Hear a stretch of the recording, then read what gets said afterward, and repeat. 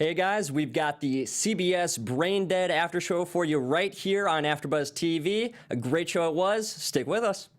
You're tuning into the destination for TV superfan discussion, AFTERBUZZ TV. And now, let the buzz begin. Hey everybody, welcome to the CBS AFTERBUZZ television show for BrainDead, a new political thriller with a ton of quirkiness. It's a good one, and we're excited to bring it to you here on AFTERBUZZ TV. I am your host, Kevin Ellis. You can find me on Instagram at KevinEllis25 or on Twitter at TheKevinEllis. This season, I am joined by the lovely Lacretia Lyon. Lacretia. Hey guys, and as always, you can find me at LACRETIALYON anywhere on social media since there is only one. And to remind you, if you are joining us live right now, you can find us on YouTube. Join in the chat room. Hit up a comments. You know, we'd love people to engage with us. So if you're on watching live, hit us up. If you're not watching live, always know you can find us on SoundCloud, YouTube, iTunes. Everything. We're all there. All right. So a very interesting initial episode. We call it the initial episode because there was no pilot for BrainDead. It was a straight to series order, 13 episodes. So we're going to be here all season long with that. What were your overall thoughts of just the pilot? Initial episode. What did I do? Yeah. I just did it. All right. Well, I was very intrigued by the trailers of this because I'm like, is it going to be zombies? Is it going to be what? I mean, because we know that, I mean, it's obviously a political allegory about what's going on right now. And I love the very, now little news reports here kind of dipped into the fantasy. But yeah, like, I am literally not grossed out by anything except for tracheotomies. But now ants in the ears has become a thing. And I do Outcast and all these other gross shows, but that just bothered me. And I'm like, ooh, they went there. Threw me off. It was one of those things, especially when you see everything ooze out of Tony Shalhoub. Again, we could just Part talk of his about brain. It was so bizarre. And again, it was a little quirky at times. They implemented a lot of humor into this thriller sci-fi element, and it was very different. And I liked it. CBS has been doing that a lot these last couple of seasons. During the summer, they brought on Under the Dome, then they went with Extant, and now they've got this quirky political drama, and it just works. So let's start out from the beginning of the episode. We've got the meteor flying over Russia. All of a sudden, we have the sci-fi element. Asteroid comes to Earth. What were your initial thoughts about where that was going to lead? Because it just kind of, we know about the previews. We know about the bugs. But just kind of, what did you think? Yeah, that to me is just like, I mean, I'm honestly wondering where David Duchovny is. And not because I'm a big X-Files fan and this was reminiscent of X-Files. It really seemed more like Evolution, his other movie with aliens. So, yeah, I was like, is this an alien thing? I mean, I could believe that. But, yeah, asteroid comes to Earth. Something that was, that kind of came out of nowhere was just the fact that it was in Russia, and then suddenly the U.S. is kind of gaining control of this asteroid. I thought that was a little random. I don't know about you. Yeah, to me, I'm just like, there's got to be more to that. How they immediately came and got it and put it in the Smithsonian. I mean, I don't know how much time was in between. I don't think a lot. No. And, since they didn't mention it, it's just like, did they know something was coming or? It was a little bizarre. For those of you in the chat room, feel free to offer your thoughts on that. I was a little curious, like, why don't the Russians have some kind of part in this? But anyway, so we're introduced pretty much right off the bat to our protagonist, Laurel Healey, played by the lovely Mary Elizabeth Winstead, who you might have recognized from the most recent movie, 10 Cloverfield Lane. She's also in Scott Pilgrim versus the World. She's and a great leading Passions, lady. yeah. I love my soap opera people. So we have a great protagonist, and we're endeared to her pretty much immediately. That was my initial thought. Right away, she comes down the staircase, all of a sudden you've got this political wannabe kind of approach her and want to kind of find out whether or not she is a member of the political elite, and she brushes him off right away. Exactly. No, she's a documentary filmmaker. She's not into politics like the rest of her family. I love that. And Shallow, that dress with the flowers was adorable. I have to say. She's cute. She really is. She brings a little bit of class to it too. I like that. So yes, documentary filmmaker in Los Angeles, and she's got a lot of debt. So she has to pay off that that debt. And here comes Luke Healey, her brother, by the dashing Danny Pino. So what did you think about Luke? They have a lot of chemistry between the two, just being brother and sister. I love it. Yeah, I love inappropriate sibling chemistry. I can't even talk tonight. But, it's a soap opera staple, and being that, they're both pretty much... I was like, at first, I was like, are they brother and sister, or are they boyfriend and girlfriend? Right away. It was fun to see. Yeah. So you've got a political dynasty almost in this family, and you see that when her father approaches her about becoming a member of Luke's staff. What did you think of Zach Renee's character, her father, coming on in, trying to pressure her into becoming something more than a documentary filmmaker in his eyes? Well, that's very much political families. I mean, we know the Kennedys, the Bushes, even the Clintons to an extent. It's all about, keeping it in the family and everybody being a part, because that way they have more control. Because as we'll learn later in the episode, there's obviously not that much difference between Democrats and Republicans and how strongly they say these, political groups here. Yeah, there is no difference. That's why everybody just wants control for themselves. And I feel like that's the reason he's kind of pushing her in there, so they can push their own agenda, just like any political family. So you felt it was pretty self-serving in that regard? Oh, yeah. Okay. And I was trying to figure out, okay, is this more so for he as a father wanting to see his child succeed in Laurel, or if he's actually more motivated about getting back into the game and kind of having a little bit of inside information, being the only one that knows that he put Laurel up to this? Because that is the case. Oh, yeah. I think it's elements of both, definitely. It's wanting that control back and also just wanting her to be in the family business. Yeah. And she's good at it, too. Yeah. Which we'll get to. But the meteor strikes. We go back to Russia, and we see that there are... let's go back just a little bit. We know that Senator Healey's office has some kind of say in the retrieval of this meteor, and that's kind of key to the whole plot line of this episode and how the sci-fi element works its way into the Washington political drama. So we have the fact that Luke is the one calling the shots about the budgetary constraints of retrieving the meteor, and so he's on the phone. He tells them that you've got pretty much $5 million to get this meteor out of the ice. And so they go on down, some scuba divers, just two Russian guys, go on in, and they reach the meteor. Tell us what they saw. A bunch of fish staring at them in a very obvious pattern, and that had to have been really freaky. I've been scuba diving before, and it's bad enough being at night, and it's a little scary anyway. But yeah, you've got all these fish in a row, perfectly, in between one another.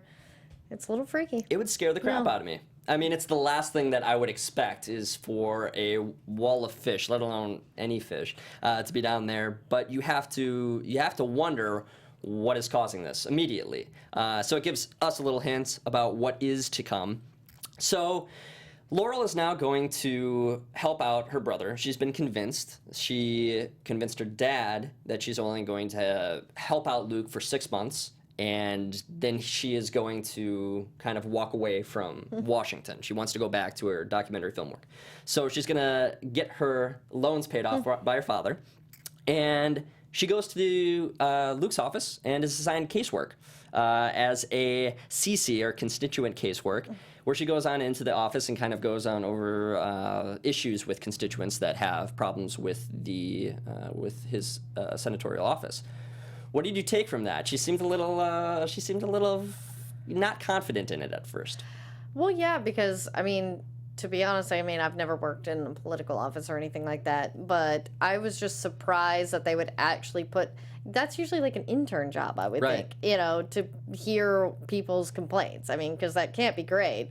And so, yeah, I thought it was a little odd that they gave it this fancy title and threw her in there, and I'm just like, do they know what's going? It just seemed like there's some sort of ulterior motive for her to be talking to these people versus just some no-level intern. Yeah. What was curious is the fact that we know how much Luke does value her, and it was so bizarre to just have her thrown into constituent casework, like you just said. It's more intern work.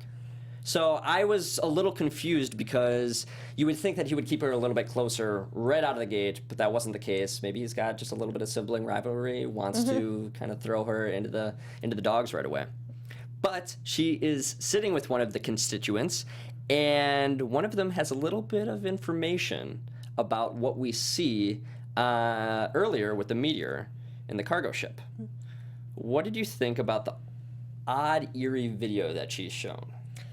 You know, it's very much like, you know, Blair Witches. We're so used to paranormal activity, these, like, real videos of stuff happening. Yeah. So at first, like, you know, especially being, you know, someone doing their job, she's got to be like, okay, this is a joke. But then this woman's concerns are real. So then you're a little freaked out because, yeah, you're like, no, I believe this woman. Because she's obviously very concerned about her husband. And I love the line where, no, he's not drinking at all. He used to drink a lot. Yeah. Which we'll see as a side effect. Yeah. Clearly something wrong with the husband and the situation in general. Curious that she comes right to the senator's office first, doesn't go to the authorities, doesn't go anywhere else. Convenient for us as viewers. Yeah, exactly. And for Laurel, our protagonist. But you have to love that, how they worked its way in there. Again, a lot of humor played into this whole element. Right before that, we see the chocolate dog that was given as a gift to Luke. Hilarious. Just one of those weird elements. It plays its role throughout where Luke is actually eating the chocolate dog. Yeah, just to throughout the episode, yeah. Good little joke in there. So yeah, they played humor into it pretty well. And they got the older gentleman who complains about a rash. I mean, it goes on and on. The Kings do a fantastic job in this episode. Again, The Good Wife, Robert and Michelle King, created The Good Wife, ran for 7 seasons. Now they're on BrainDead, which they are show running. Fantastic writing staff, and we have a lot to look forward to this season from them. So we are introduced then to Gareth Ritter, who is Red Wheatus's legislative aide. Handsome gentleman, played by Aaron Tveit. Yes, and Kinsey Trevor in our chat says she loved Aaron Tveit in this. I've loved him in Graceland as well, so yeah, it was good to see him. And Aaron also appeared on Grease Live this past fall, so he has a singing voice too. So we'll see what happens if at any point in time he breaks out into song. Maybe to woo Laurel, who knows? Prediction right now, I don't know. We've got a whole season. I'd like to see that. I know. I think it's possible. So he introduces some legislation to prevent a government shutdown, which is looming over Washington at this moment in time. So Red Wheatus, he's a Republican. He's played by Tony Shalhoub. And we need to know whether or not he is going to be able to get Luke Healey on Red's, well, Red wants to get on Luke's side in order to get a $48 million autism bill passed in the Senate, which is really a earmark for Aaron Tveit's character, who actually has a sister with autism. So a little bit of political gamesmanship that's being worked amongst the lower level aides in Gareth and Laurel. So at this point in time, what did you think about Aaron suddenly throwing in this task for Laurel to achieve? Because all of a sudden, Laurel's thrown a huge task in trying to get Luke to come on over and create some kind of unity between the two political parties with 90 minutes to go before the government shuts down. Yeah, I just love how, like, you know, they've got this timeline, and I almost felt like 24 here, where she was like, oh, God, I gotta find my brother, like, and it's like he's not answering his phone. That would be my first thing, especially when you find out that her dad had slept with his secretary and all this. It's like, shouldn't you have checked with the secretary first? What does it say about Laurel's character that she actually goes to her father shortly after she cannot get a hold of her brother?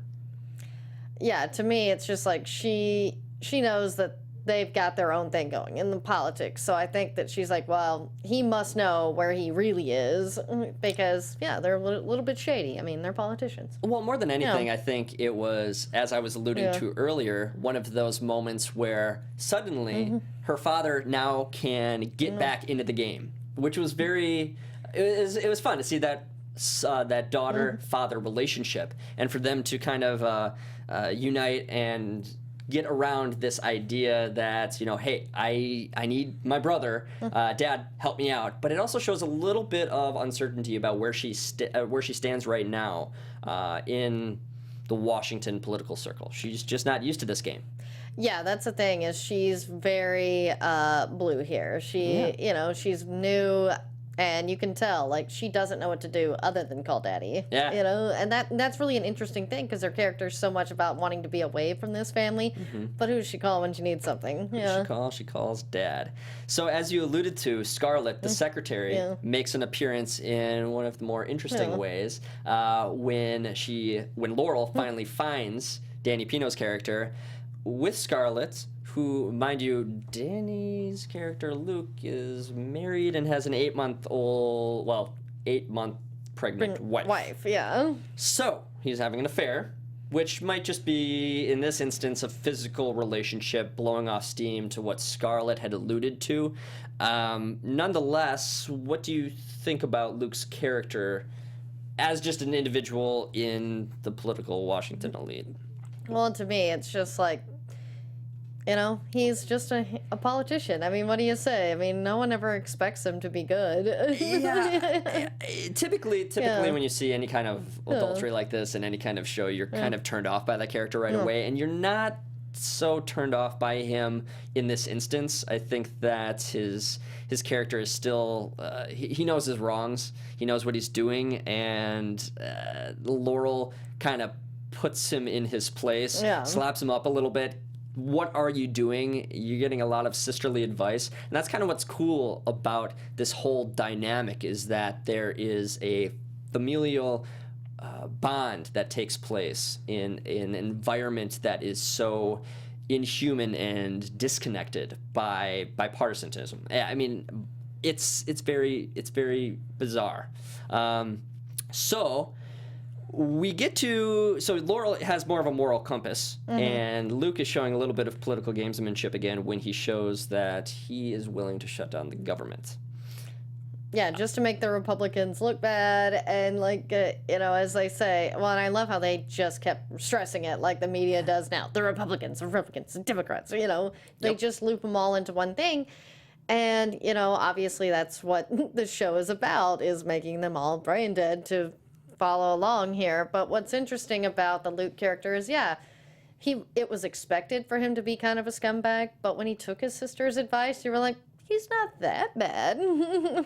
And what's interesting is that they incorporate an element of our current contemporary political game that's going on right now, in that Luke even denotes that they want to decide who is going to become the next president, who is going to have the next Supreme Court pick. It's all determined on this whole government shutdown. They want leverage in this situation, and they're willing to put 200,000 people out of work just so that they could play their political volley. It's sad and it's depressing, but it's the world that they're in right now. It's very dysfunctional. And it's the world that we're in right now, too. I mean, that's the saddest part, is this is exactly something that could and has happened. But the bugs then come. Yeah. And the bugs are now one of those things that possibly they are going to be the means of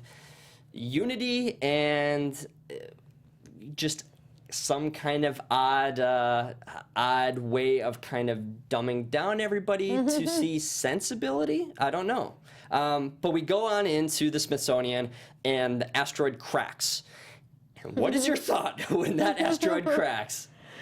Yeah, it's just like ants come spilling out, almost like a scene from The Mummy. Like, The Mummy, exactly. That was exactly what I was thinking. It was a throwback to that, but it was disgusting. I was a little grossed out. I mean, nobody wants to see that creepy crawly stuff pouring out, but what are you gonna do? And ants, they're the only animal that takes slaves, so they're a little freaky. Like, I can deal with spiders, roaches, any of that all day long. Ants, freaky. Well, ants are typically harmless, so you see this somewhat harmful thing coming as we get to the shutdown, and Laurel walks on into Luke's office only to find that everybody is being furloughed. And Laurel is a little incensed by the fact that she is one of 2 individuals to not be furloughed by her own brother. And you would think that Luke would have a little bit of sensibility, and he would assume that his sister could probably do any bit of her work outside of the office without having to be paid for it or be around the Capitol. Because it was a little bizarre, because Luke he stays in his office, doesn't have her stick around. She kind of goes off and does her own thing with constituent work. Yeah, and what I love is everyone throwing shade at her because, this new person who's hired, who's his sister, and they're all losing their jobs. She obviously does, while she's trying to pay off her own debt, she has family money. These people, no, basically they're in politics, so logically they probably do have it, but there's a handful that maybe need this job. And so, I love that, and she's like, you're like throwing me to the wolves. So, I think there is somewhat of his power play as far as the brother situation there of kind of making her look bad. And it also shows how she's a little detached from the whole political environment in Washington, and how she sees how it is morally corrupt, and she doesn't want to be a part of it. And I think she's going to hopefully stay true to those values throughout this series. I think she's going to be one of the few people, if not the only people, that we see show a very human, non-Washington behavior. And I think that's what draws us to her as viewers. Is she is endearing and is your every kind of girl. Yeah, I think that they'll have her and Gareth both represent the lights of their differing parties, like that way. Because what I like about this show is it seems very balanced. Yeah. Which we obviously aren't in our political spectrum right now. But as far as the way that they're portraying it on the show, is they do have there's a good person on this side, there's a good person on that side. Everyone else is a wackadoodle. Yeah. And might be literally losing their minds, as we're coming to find out. So she goes on her constituents' errands, only to find the cargo ship in an odd disarray, because the captain and the crew members are showing signs of being affected by these bugs, as we figure out. And you might think by the cars, there we go, was playing on the ship. And it plays throughout. Whenever we get this sense of the bugs playing their role or people being turned by them, that song right there plays. And a great song it is, too. You might think I'm crazy, you might think I'm foolish. So, when you were seeing this, did you initially think that the captain was part of this mind game that's now being played? Oh, yeah. I was like, there's no way that one guy is the only one that's been affected. So I'm sure when they go to the ship, and it was just like I thought. And then, of course, that's how we get introduced, as this song being significant. And you see how the crew just all says the same thing. And what's interesting to me, especially when you use it as the political allegory this is, it's like, isn't that what, no matter what people believe, that group, they literally say the same thing without thinking about it. They're just robots or, zombies, or they have ants in their brain. Yep. The message is cultivated and the same. Yeah, no, that's very interesting assessment. That's very true. So we're finally introduced to Red Wheatus, who Laurel then shows her political chops, and she ends up calling out Gareth in the hallway just to get him to slow down, because Gareth, who again played by Aaron Tveit, thank you again for correcting my pronunciation, Mackenzie, in our chat room. This is what you guys are here for. You're here to get the mistakes. Keep us honest. Yeah, keep us honest. We are not the political elite right here, so we need to be kept honest here. So Laurel calls out Gareth in the hallway in a fun way, too. She's like, what are you wearing to that pro-choice rally? To a Republican, or to a Democrat. Fantastic. Or to a Republican. Yeah, he's a Republican. Yeah. What am I talking about? Pro-choice rally. Jesus. So they get him, or she gets him to meet outside of the Washington Monument, and she learns a little bit more about the ship because Gareth, being the go-getter that he is, trying to win Brianna's support on the Republican side. Brianna's the constituent who came to Laurel right away with the husband issue on the cargo ship. And he's got a little bit more information that he shares with her.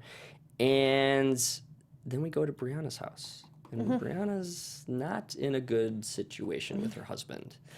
What did you think about that scene? It was pretty gruesome in my respect. You cringed. Yeah, I was like, because he's like holding her down in the bed, and to let the ants into her ear, I was like, this is pretty dark right here. This is supposed to be a quirky comedy. It was one of those moments that it really creeped me out. It scared me a little because I'm just thinking about how deranged it is for any person. Because even the husband said to Brianna that you will be, before the bugs went in her, you will be yourself, but only a part of yourself. But clearly that's not the case. Clearly these bugs have a lot more power over the human brain than that simple comment. Because it's almost you're becoming whatever this creature is. And what is it too? Because there are millions of these ants going around. It's one cohesive message, and we don't know their goal. We don't know what controls them. We just have this knowledge that they are infesting us as human beings, and that's bad. But from their point of view, just like any alien invasion, it's for their greater good, not ours. Yeah, and that's exactly how it feels like to vote, I think. You know, you have no idea what their idea is, who's controlling them. And that's why I love the show. It's like you could literally tie it back to everything in politics, especially now, because that's the thing is, again, you don't know what's happening or what they're changing your beliefs to. You just know that it's gonna happen. Most definitely. So Laurel is afraid that Luke is not going to come to see the light, and she knows that she has to do something about it.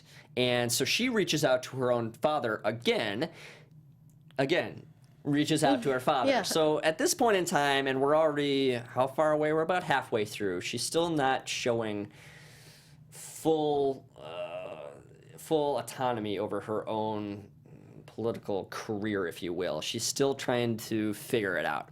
But that's okay. It's the first episode. I'm sure Laurel's going to figure things out. But she gets her dad to call Luke himself to get him to meet with Red. It just cuts to the next scene. They're suddenly meeting with Red. It's hilarious. It's just a perfect I love Red. cut. Yeah.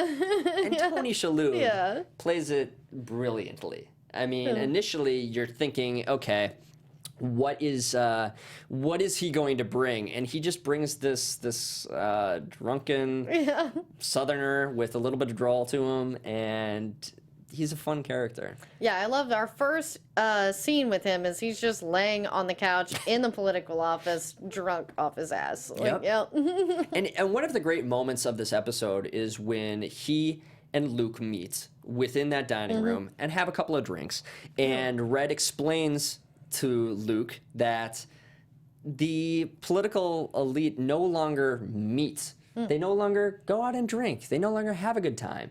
And it's because of, what did he say? He said it was due to election rules and whatnot. And he wishes that there was less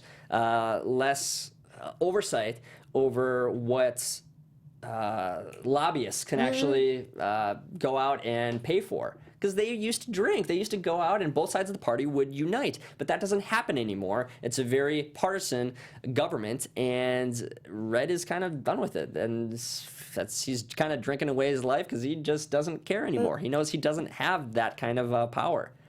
Yeah, that's what I love, is this is a guy who's like, I really don't care. He's not got either side. He's just like, let's do some stuff. Like, let's get it done. Yeah. I don't care what. Let's just do it. This is the Red that we see now. Yeah. This isn't the Red that we see a little bit later. I love the communist comment. Like, that's funny. Yeah. And so we get to the end of the second act. and Red is in his bedroom and passes out on his bed, and the bugs appear. And again, we're introduced to another grossed out moment, and half of his brain falls out. See, that didn't bother me as much as the ants going in. I was like, you know, and it was all, I hate to use this analogy, but that's what it looked like when it's squeezing out of his ear. You're just thinking about poop, you know? Yeah, it just kind of slides out. And he looks at it goofily, kind of like, oh, look at that. Okay, he's pretty drunk, but all of a sudden now he's kind of brain dead. And kind of pokes at it, and all of a sudden, pops, nothing. Half his brain is gone. And he's left as is. So now Red Wheatus is no longer the Republican senator that he initially was, the drunk Republican senator.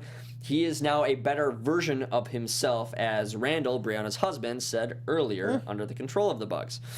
So you get to this eerie scene where Laurel visits the Smithsonian. What did that scene kind of remind you of? Was there anything, because it was a very eerie scene. It was almost like a horror movie, in my thought. Because she goes on in, all of a sudden the security guard puts down the door, and she walks on in only to find the crate where the meteor initially was open, nothing's there, goes on in to try and find the doctor, and Dr. Doty, she can't find him, but then she opens the door to see his body on the ground, and then suddenly we get to the ambulance. And we get another sci-fi moment, something we might see in maybe X-Files, possibly. Yeah, we did have an head explode this season. Yeah. So the head explodes. And what was going through your mind? Because there was a lot of commentary coming from the doctor beforehand. He was resisting these bugs. And that, I think, was the big message, in that if you resist us, you will die. Yeah, and I think that's the thing, is it's clearly targeting, because both the husband Randall and then the Senator Red, they were supposedly drinkers, probably more easygoing. They're accepting of this, new process, these bugs coming in, changing their brain. But say this doctor, obviously, a free thinker among himself, he wouldn't be where he is. He's resisting it. So obviously they just kill him from within. So I thought that was really interesting that they, noted. Well, it's like, okay, then your head's going to explode. Yeah, they have this goal, and we don't know what this goal is yet. But whatever it is, it can't be good for the free thinkers of our society, because that is who they have the most control of, because they can pretty much put those people to death. Yeah. So we have that to look forward to. Resistance is futile. Exactly. So we get to the point where Red turns the tables and bribes Senator Spitz, who we were introduced to earlier in the episode. I think he's from Utah. I don't know if anybody in the chat room does know. Not that it's crucial, but would be interesting. Just curious. So he bribes Senator Spitz, who is a Democrat, to come on over to the other side of the aisle, because he's got a war chest, he's got a spot on the Armed Services Committee, and a lot of leverage in order to switch sides in the Senate. And he does it. And now all of a sudden the Republicans look like the saviors of the budget crisis, and the Democrats are left in the dust. So what was your thinking of how the political gamesmanship worked out at that point in time? I thought it was really interesting, and it really made sense to swing it that way, since they were really working hard to make them look bad. You're like, oh, we know that just like in the real world, right? They're going to swing it the other way. That they only swing here or here, right? Never here. My thinking was that it just shows how quickly things can turn, especially just not just in this instance, but just in the show in general. We got a lot of odd turning points throughout the whole episode, and that was just one of them, to where you had a pretty set political dynasty who Luke, he's the majority whip of the party. They're sitting pretty over in the Capitol. Now they're kind of in the basement, and it's not looking so hot for them. Yeah, and what I love is the media is always at the center of all these twists and turns, and just like how it is in the real world, they change what they say, and they're all in no matter what. Like whatever it is, like whoever's the majority, they're all in, and they're just gonna push their agenda as well. So all the little times they had the people on the TV, I was just like, oh yeah. Yeah. And we end with Scarlet sitting at her desk after Luke leaves the office to go on a cell phone call, and you might think plays again. And we're left to know that the man that we know the man that we know is the former majority whip, has a woman who he is very close to, who he has an affair with, is now controlled by the bugs. Oh yeah. But we're also left to wonder whether or not Luke himself is controlled. What was your thought? Because I was on the fence.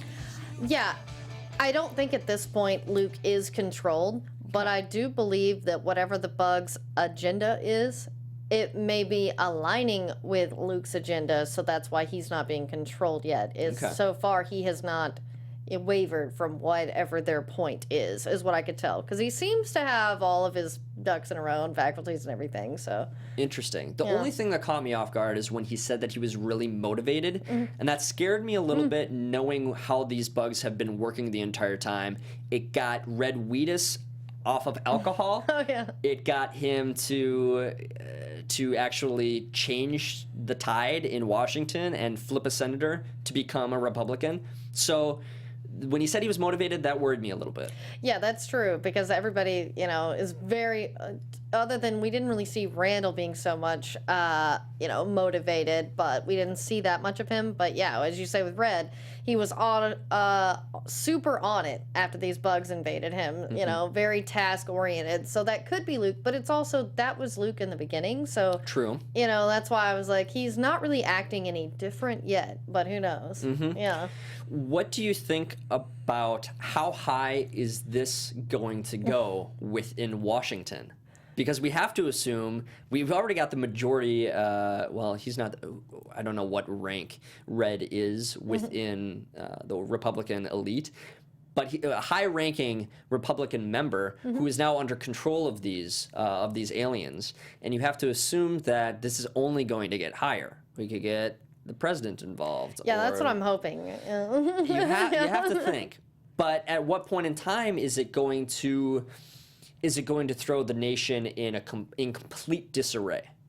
And that's what we have to wonder, is just what is going to happen moving forward. So a lot to look forward to with that. Who is your favorite character so far in this initial episode of the series? What did you think? I'll admit, I do like Gareth. He's got some swag. Yeah. But he's very sweet, tender. He showed a little bit of interest in Laurel's documentary. Yeah. Joke a little bit, but he did show a little bit of interest in that. Yeah, and also with the autistic sister, we have a good reason for why he's pushing that agenda. Like, his reasons make sense. This guy has a purpose, and it's so far an altruistic purpose. He doesn't seem to be playing the game dirty like some of these other people. Of course, he knows he has to play the game to get this, but it's a matter of, I want to help my sister, not, I just want to screw everybody over. Yeah. I really like Laurel.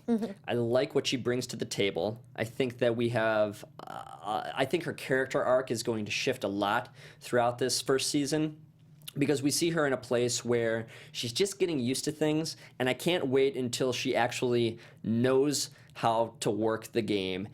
And she's going to be our crime solver. She's going to be our Nancy Drew in this series, and that's pretty cool. Yeah, and I think that Laurel and Gareth will be working more together, since they both seem to be really focused on what's going on here. And I think this is sort of, again, about the two parties coming together. And that's really how you're going to get stuff solved. You're not going to get it solved by being apart. I foresee a moment where we fear that Gareth has been turned by the aliens, only to find out that he wasn't the entire time. I look forward to that moment. It's gonna be scary, because he's gonna be one of those characters that we look forward to in the show. but we have to assume Laurel's never going to get taken, I would hope. Oh, yeah. Her father would be interesting. That would Yeah, be, that's true. That'd be scary. Played by Zach Renier. He was guest starring in this pilot. So overall thoughts moving forward, what is your big prediction for how you think this season might go? How high do you think these bugs go before the end of the season? To me, it would be a shame not to have our president, whoever they want to have it be in this show, or, I'm sure it'll be some fake president, but I want to see that. And I want to see him do it like sort of a State of a Union, big press conference, important. And that's what everybody's seeing, and as well as some protesters and stuff like that we have so much going on. It's just we've got to have big groups outside of Washington, show it across the nation, not just focus too much on DC. I like that a lot. Yeah. And I could see somebody like Red Wheatus maybe make a play for the presidency for all we know. And you have to assume that Luke, who is a newcomer, a young guy within the Washington elite, you would think that he would be a member of the Democratic Party who might make a higher jump. And that we do also have to look forward to. Laurel also seems like one of those people who, once she gets used to it, once she figures out her place, she could do pretty well. And I think she might even have some political aspirations down the line. What are your thoughts on that? Do you think she has it in her? I think so, because, there's a reason sometimes why you're put in a position, is because that's what you're meant to do. Yeah. And, I feel like her character actually wanting to help these constituents and stuff like that will make her realize that she can actually do some good here. It's not just all politics. Well, we had an excellent initial episode. I think there's a lot to look forward to moving forward. Again, we've got 12 more episodes. We're going to be here every Monday night. You can watch us live on the YouTube stream. If you can't catch us live, we're on SoundCloud, iTunes. You can find us on YouTube as well. I am Kevin Ellis. You can find me at KevinEllis25 on Instagram or the Kevin Ellis on Twitter. Lacretia? And of course, you guys can always find me at LACRETIALYON anywhere on the internet, since there is only one. And thank you for joining us, those of you in our chat room. Thank you to Kenzie. Thank you to Dasha. We appreciate you being there for us. Again, I am Kevin Ellis, Lacretia Lyon.